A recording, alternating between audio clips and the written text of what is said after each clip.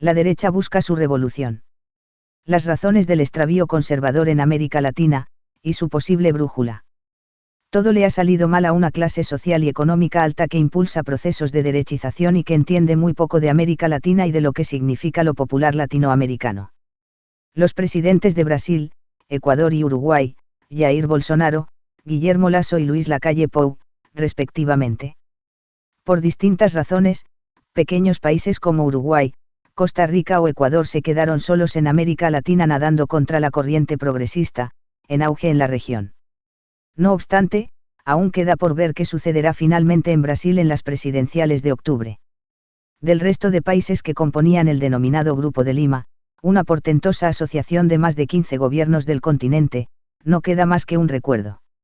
Atrás quedó el glorioso, aunque precoz, ciclo de derecha que gobernó un cúmulo importante de países en el lustro que cerró la segunda década. Aunque en esos años, las ínfulas de superioridad moral del conservadurismo reinante hicieron pensar que se venía una hegemonía por décadas, realmente el ciclo duró muy poco. Al final, su empuje se vio reducido a unos años que sirvieron de un paréntesis, una alternancia que en muchos casos funcionó a la propia izquierda desgastada, debido a que el electorado les prefirió nuevamente en la primera oportunidad electoral que tuvo. La derecha elitista radical que impuso su agenda en aquellos gobiernos conservadores impidió una articulación duradera con el malestar popular que habían producido los gobiernos progresistas. Si bien en los países de la región el conservadurismo tiene un electorado bastante más amplio que la mera clase alta y media alta, minoritaria, que les dirige, queda muy disminuido si pierde el respaldo de las clases populares, lo que permite a la izquierda oxigenarse mientras está en la oposición y luego volver con mayor impulso. Este segundo aire de la izquierda, entrada la tercera década, ha tomado por sorpresa a esa derecha que observa inmóvil cómo se ha disuelto su narrativa reaccionaria, a la que consideraba infalible. Los sectores populares, cuando castigan a la izquierda, no piden la derechización de sus países, sino que reclaman al gobierno izquierdista por no cumplir su agenda. Sin embargo, la derecha cree que cuando gana es porque el pueblo al fin comprende sus ideas.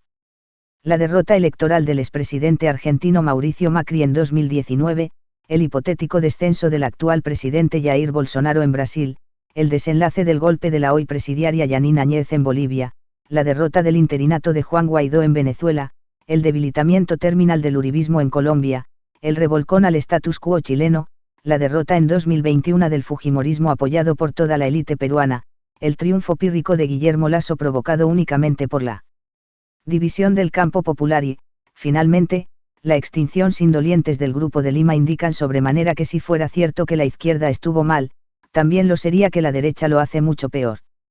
En la esfera política, todo le ha salido mal a una clase social y económica alta que impulsa procesos de derechización y que entiende muy poco de América Latina y de lo que significa lo popular latinoamericano, a quien no se cansa de humillar y de quien recibe los peores castigos electorales. Aunque sienta con fuerza la derrota, la derecha no suele ser autocrítica.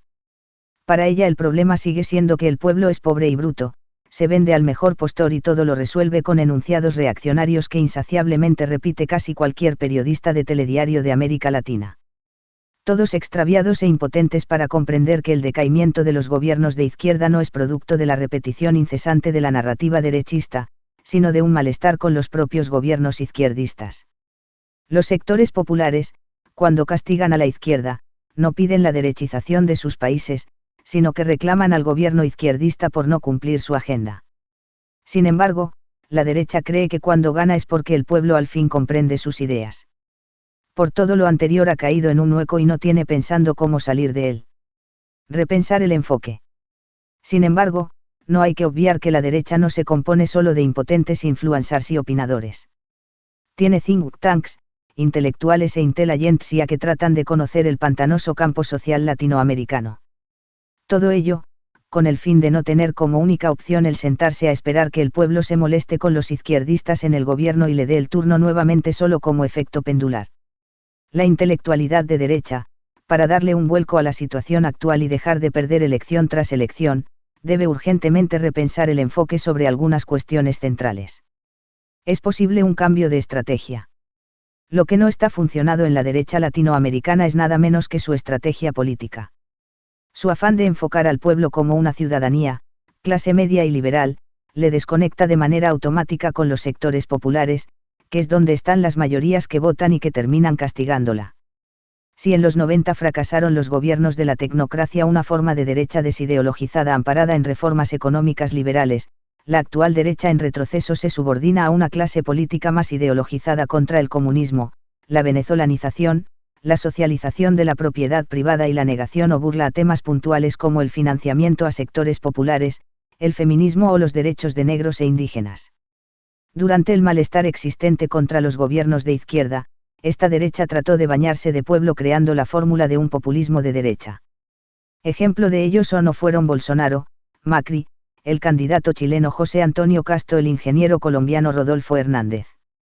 Todos ellos trataron de trasladar la polarización de pobres contra ricos que utiliza la izquierda hacia una de pueblo contra status quo político, concepto último que incluye por igual a izquierdas y derechas. Es decir, la derecha está utilizando también la interpelación popular como forma de potabilizarse, como no sabe nadar en la esfera de la política, busca fórmulas antipolíticas, outsiders e incorrectas. No hay que ser ingenuo. Dejar de ser élite cultural no está en los planes de estos sectores. Blancos, católicos, con raigambre y estudiados, así son los líderes que brotan de la derecha más poderosa del continente. Sin embargo, y según los resultados a mediano plazo, tampoco le ha ido muy bien. Como golpe simbólico es exitoso, pero luego le ha costado mucho mantener el apoyo popular, aunque en el caso de Bolsonaro, aún está por verse.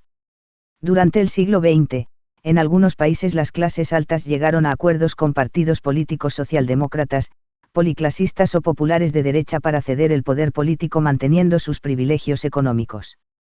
Similar a entonces, pero con mucho mayor ahínco, la estrategia de la derecha tiene que girar hacia la constitución de partidos, movimientos y creación de outsiders que provengan del mundo popular y que, aunque hayan logrado blanquearse o purificarse, todavía tengan ascendencia sobre los sectores populares. Esto puede resumirse así: si las élites económicas e históricas siguen llevando la batuta de toda la derecha, lo más seguro es que ésta no salga del atolladero. Una revolución en la derecha implicaría producir candidatos afrodescendientes e indígenas, repotenciar el papel del Estado, ubicarse en los sectores empobrecidos para hacer política organizativa y eliminar la narrativa racista y blancocéntrica. Hay que entender el pánico que un sacudón de estas características supone a las burguesías nacionales. Llevar a cabo estos cambios podría implicar su desaparición como clase política dirigente. Pero por lo pronto no le queda otra opción, los sucesivos resultados electorales impiden pensar que, bajo el actual esquema democrático, puedan producir propuestas exitosas. No hay que ser ingenuo. Dejar de ser élite cultural no está en los planes de estos sectores. Blancos, católicos, con raigambre y estudiados, así son los líderes que brotan de la derecha más poderosa del continente. Luego, al perder, se preguntan cómo es que un obrero como el expresidente y candidato Luiz Inácio Lula da Silva, o un campesino, como el presidente Pedro Castillo, pueden derrotarles con tanta facilidad. Entonces se les presenta la siguiente encrucijada: o se reformulan para poder competir en el mercado electoral o comienzan a diseñar una salida postdemocrática que en los actuales momentos no parece viable. Renovar los íconos y las narrativas. A estas alturas los íconos de la derecha resultan impresentables. El intelectual conservador Mario Vargas Llosa es quizá el mejor ejemplo de una figura que desde el continente luce senil, racista y extraviado. Pero hay otros peores. Muchos líderes actuales aún reivindican a los militares golpistas brasileños o al propio expresidente Augusto Pinochet.